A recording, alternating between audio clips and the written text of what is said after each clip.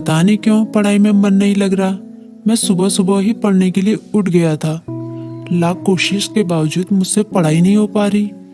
लगता है रात को ठीक से सोया नहीं, लेकिन मैं तो 10 बजे सो गया था।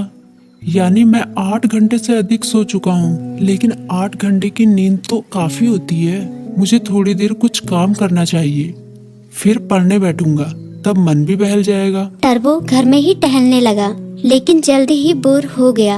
अब उसे समझ में नहीं आ रहा था कि वो क्या करे। तभी टर्बो बोला, क्यों ना थोड़ी देर टीवी देख लूं। वो कार्टून और फिल्म देखने लगा, लेकिन उसे पढ़ाई की भी चिंता हो रही थी। उसने कुछ ही देर बाद टीवी भी बंद कर दिया। उसने फिर से अपनी किताब खोली। टर्बो का काफी सारा होमवर्क बाकी बचा था, लेकिन पढ़ाई में मन न लगने के कारण परेशान था। ऐसे तो काम नहीं चलेगा, क्यों ना मैं अपने किसी दोस्त की मदद लूं।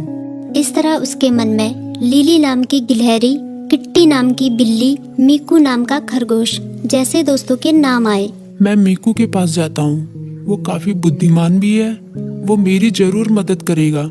ये सोचते हुए टर्बो अपनी किताब व कॉपी के साथ मीकू के पास मिलने निकल गया।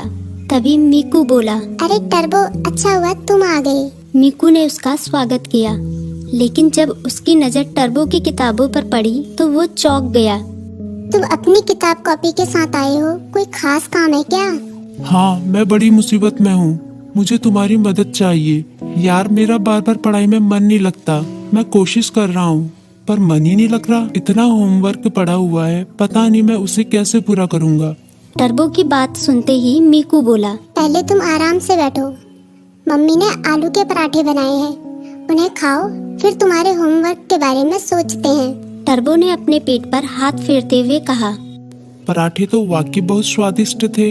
अब बताओ मैं क्या करूं? अपना होमवर्क कैसे पूरा करूं? मीकू ने उसे समझाया। तुम बेकार टेंशन ले रहे हो, ये कोई बड़ी बात नहीं है, बस तुम्हें समय का सदुपयोग करना होगा। मैं बताता हूँ तुम अपना होमवर्क कैसे पूरा कर सकते हो। तुम हर सुबह 3 घंटे का समय निकालो। उन 3 घंटों को तुम ब्लॉक कर सकते हो, तब तुम्हें कोई डिस्टर्ब नहीं करेगा।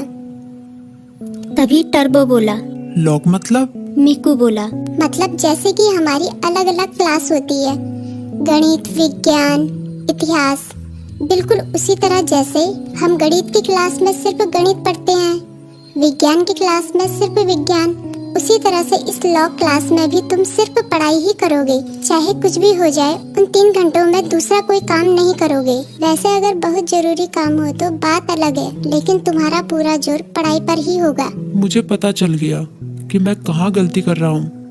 मैं एक ही बार में सभी काम करने की कोशिश कर रहा था, लेकिन अब मैं अपनी पढ़ाई को प्राथमिकता दूंगा।